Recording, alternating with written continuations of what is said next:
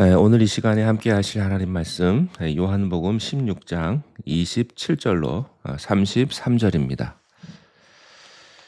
27절부터 함께 말씀을 나눕니다. 이는 너희가 나를 사랑하고 또 내가 하나님께로부터 온 줄 믿었으므로 아버지께서 친히 너희를 사랑하심이라. 내가 아버지에게서 나와 세상에 왔고 다시 세상을 떠나 아버지께로 가노라 하시니, 제자들이 말하되 지금은 밝히 말씀하시고 아무 비유로도 하지 아니하시니 우리가 지금에야 주께서 모든 것을 아시고 또 사람의 물음을 기다리시지 않는 줄 아나이다. 이로써 하나님께로부터 나오심을 우리가 믿사옵나이다. 예수께서 대답하시되 이제는 너희가 믿느냐? 보라, 너희가 다 각각 제 곳으로 흩어지고 나를 혼자 둘 때가 오다니 벌써 왔도다. 그러나 내가 혼자 있는 것이 아니라 아버지께서 나와 함께 계시느니라. 이것을 너희에게 이르는 것은 너희로 내 안에서 평안을 누리게 하려 함이라. 세상에서는 너희가 환난을 당하나 담대하라. 내가 세상을 이기었노라. 아멘. 부활의 의미는 예수님이 삼위일체의 하나님이라는 그런 사실을 알려주시는 것입니다. 27절, 28절 다시 한번 제가 읽어보겠습니다. 이는 너희가 나를 사랑하고 또 내가 하나님께로부터 온 줄 믿었으므로 아버지께서 친히 너희를 사랑하심이라. 내가 아버지에게서 나와 세상에 왔고 다시 세상을 떠나 아버지께로 가노라 하시니. 이 부활의 특징, 여러분, 부활은요 성령입니다. 부활을 믿는다는 얘기는 성령을 받았다는 얘기입니다. 예수님이 하나님의 아들이라는 사실을 알게 된다는 것이죠. 그 예수님이 하나님의 아들이라는 사실을 알게 되는 분기점이 바로 부활이에요. 예수님은 어디서 와서 무엇을 하다가 어디로 가시는가? 예수님은 하나님으로부터 와서 하나님의 일을 한다는 것까지는 알아요. 그러나 하나님께로 돌아간다는 것은 사람들이 잘 이해를 못합니다. 왜냐하면 부활이 없기 때문에, 부활을 안 믿기 때문에. 그런데 부활의 생각이 있으면 아버지께로 돌아간다는 생각으로 연결이 됩니다. 과거와 현재와 미래가 연결이 돼요. 우리들의 고민이 뭔지 아십니까? 과거도 있고 현재도 있는데 미래가 연결 안 돼서 그렇습니다. 우리는 과거 때문에 괴로워합니다. 대부분의 사람들은요, 현재 목말라 해요. 그러면 뭐가 남아요? 미래가 있죠. 미래는 안 보인단 말이에요. 미래가 연결이 안 돼 있으니까 우리의 삶이 조각이 나 있는 겁니다. 또한 내가 죽고 난 이후의 세계가 안 보이거든요. 그러니까 현재가 불안한 거예요. 미래가 어떻게 될지 모르니까. 여러분, 부활의 신앙이 여러분에게 있으면 미래가 뚫립니다. 나는 부활이요 생명이니 그러지 않으셨습니까? 죽어도 살겠고 무릇 살아서 나를 믿는 자는 영원히 죽지 아니하리라. 성령이 임하면 미래가 뚫리죠. 미래가 보인다고요. 미래가 보일 뿐만 아니라 천국이 보입니다. 너희는 마음에 근심하지 말라. 하나님을 믿으니 또 나를 믿으라. 내 아버지 집에 거할 곳이 많도다. 이 천국이 보이는 겁니다. 그래서요, 못 보면 불안해도요, 보면 안심이 됩니다. 보이면 두려움이 없어져요. 예수님의 이 부활 사건은 우리들을 통해서 우리가 미래를 보게 한다. 예수님께서 내가 아버지께로부터 와서 아버지께로 돌아간다는 사실을 제자들이 이제야 이해하기 시작을 한 겁니다. 그게 부활입니다.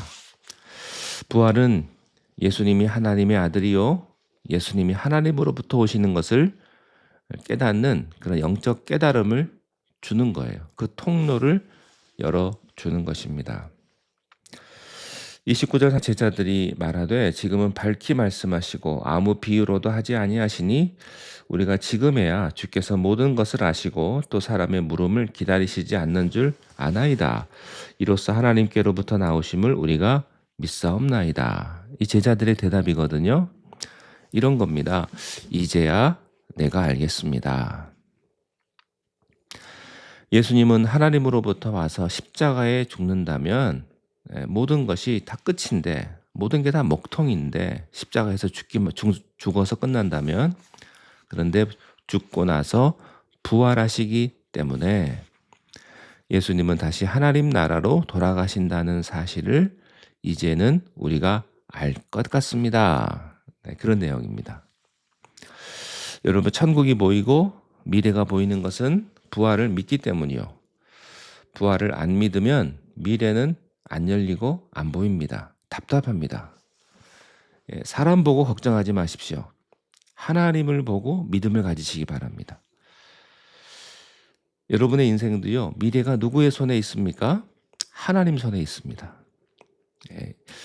만약에 내 인생의 미래가 내 손 안에 있다면 얼마나 불안합니까? 그러나 걱정하지 마십시오. 병들어도 걱정하지 마십시오. 요즘에 암에 걸리는 거야 뭐 보통이죠. 대부분 뭐 암 하나씩 다 걸리더라고요. 안 걸린다고 특별한 거 아닙니다. 웬만하면 하나씩 다 가지고 있어요. 걱정하지 마세요. 암 소식 들었다고 걱정하지 마십시오.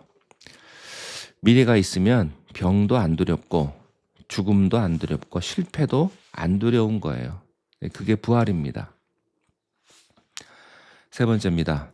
부활은 어떻게 우리에게 어떤 축복을 주는가? 궁극적인 승리를 주신다고 예수님이 말씀하세요. 31절 32절에 예수께서 대답하시되 이제는 너희가 믿느냐? 보라 너희가 다 각각 제 곳으로 흩어지고 나를 혼자 둘 때가 오나니 벌써 왔도다. 그러나 내가 혼자 있는 것이 아니라 하나님께서 나와 함께 계시느니라. 부활 이후에 두 가지 사건이 일어날 것을 예수님이 말씀하셔요. 첫째는 너희들이 나를 다 떠날 것이다. 물론 사람은 한 곳에 영원히 머물러 있지 않습니다. 지금 여러분이 가지고 있는 직업, 직장, 여러분이 사는 곳, 영원히 살지 않는다는 것을 이미 아시죠. 언젠가는 떠나요. 그래서 인생은요, 떠날 준비를 하고 사는 겁니다. 다 보따리 싸고 사십시오. 그 자리에 오래 있지 못합니다. 높은 자리에 있다고 거기 얼마나 오래 있겠습니까? 자기가 오너라고요? 다 마찬가지입니다. 죽으면 끝나는 거예요. 그래서 짐 싸고 사십시오. 제가 아는 어떤 분은요, 항상 짐 싸놓고 일을 하시더라고요. 떠날 준비를 하고 사세요. 그러니까 마음이 편하시대요. 정부의 고위 관료이신데, 근데 하나님께서요, 그러니까 그 일을 계속하게 하시더라고요. 그러니까 자유해요. 얽매여 있으면 부자유합니다. 예수님 말씀하셨어요.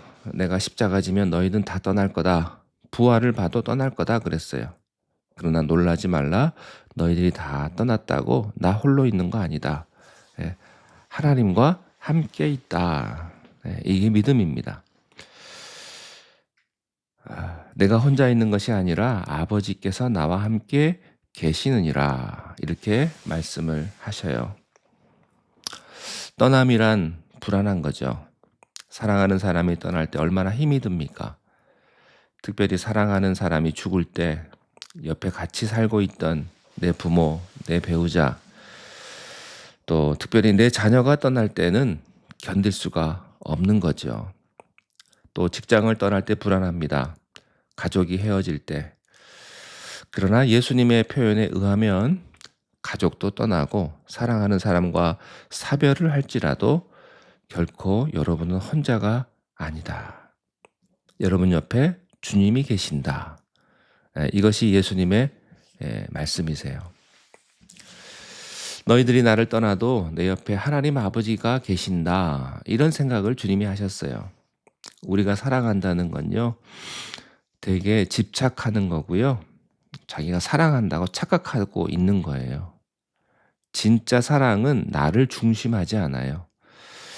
그런데 우리의 사랑이 집착인 것은요, 자기 중심이기 때문에 그래요. 그 사람을 위한 사랑을 하지 않고 나를 위한 사랑을 한다고요.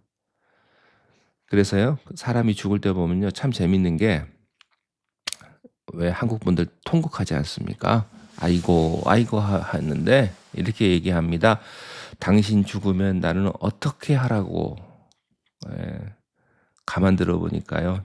죽은 사람이 불쌍한 게 아니고 앞으로 나 살 게 걱정이라는 말입니다. 예. 나는 어떻게 살아야 되느냐? 날 두고 어떻게 가냐 이거죠. 사랑도요 다 집착이에요. 다 욕심이고요. 그게 사랑인 줄 아십니까? 여러분 진짜 사랑했다면 왜 이혼합니까? 집착이니까 이혼하는 거죠. 아니 그렇게 배우자가 실수를 했어도 사랑하면 감싸주는 게 사랑이지 버리는 게 어떻게 사랑일 수 있어요. 사람들의 사랑은요 거의 대부분 집착이에요. 우리가 붙잡는 건 다 집착입니다. 그런데 예수님께서 이렇게 말씀하십니다. 다 가게 하라, 가게 하라, 떠나게 하라. 그래야 하나님이 내 곁에 있는 걸 내가 알게 된다. 인생은 결국 홀로예요. 사람을 의지하고 돈 의지하게 하지 않고요. 또 어떤 조직을 의지하지 않게 하는 겁니다. 여러분 하나님이 여러분의 보장이라는 것을 믿으시기 바랍니다. 우리의 영원한 동행자는 하나님 그분이십니다. 그리고 33절에서 예수님이 우리에게 또 하나 가르쳐 주시는 것이 있는데 다 너희를 떠날 거다. 그런데 하나님은 나와 함께 계신다 이거고요. 또 하나는 너희들은 세상에서 환난을 당할 거다.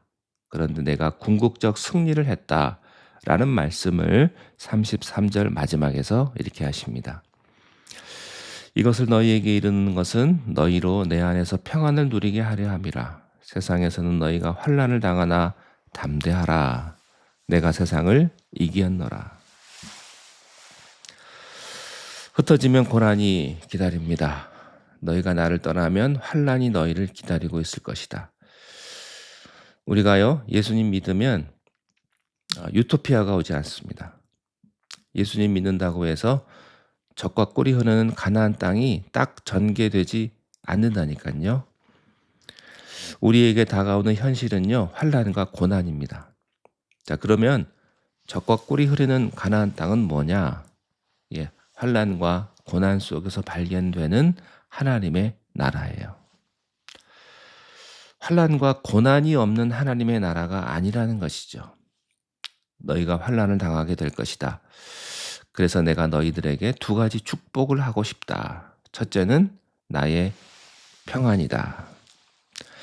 내가 너희에게 이것을 이름은 내 안에서 평안을 누리게 하려 함이라. 환난을 이기는 첫 번째 비결은 평안입니다. 돈이 아닙니다. 이 평안은 어디서 오는 것입니까? 주 안에서 오는 것입니다. 세상이 주는 평안은 여러분을 평안하게 하지 않습니다. 주님이 주시는 평안이 여러분을 환난에서 이기게 합니다. 실패를 이기게 하는 평안입니다. 세상의 배신과 분노 속에서 갈등할 때 주님의 평안은 여러분을 평안하게 만듭니다. 따라서 이 환난 속에서도 우리가 가져야 될 두 가지 중에 하나는 평안입니다. 내가 너희에게 이름은 주 안에서 평안을 너희에게 누리게 하려 함이라. 두 번째는 담대하라. 담대하라. 너희가 환난을 당하지만은 담대하라. 내가 세상을 이겼노라. 이길 것이다라가 아닙니다. 우리는 전쟁에서 승리할 것이 아니라 승리한 전쟁 안에 있는 것입니다. 승리하는 게 아닙니다. 이미 승리했습니다. 내 평안을 내가 너희에게 주노니 이 평안은 세상에 주는 평안과 다른 것이다. 너희가 환난을 당하나 너희가 고난을 겪고 어려움을 겪고 위기를 겪지만 두려워 말라. 내가 너희에게 나의 평안을 주겠다. 이 평안은 너희의 모든 환난과 위기와 죽음을 능히 극복하게 할 것이다. 그리고 내가 너희에게 승리를 주겠다. 담대하라. 두려워하지 말라. 내가 이겼노라. 할렐루야. 여러분 삶에 이 두 단어가 있기를 바랍니다. 주님의 평안으로 환난을 이기십시오. 또 주님의 승리로 환난을 정복하십시오. 하나님의 은혜가 함께 하시기를 바랍니다. 기도하겠습니다. 하나님 아버지, 부활의 승리를 주시니 감사합니다. 하나님께 영광을 올려드립니다. 우리 안에 주님의 평화와 우리 안에 주님의 승리가 충만하게 하여 주옵소서. 예수님 이름으로 기도하옵나이다. 아멘.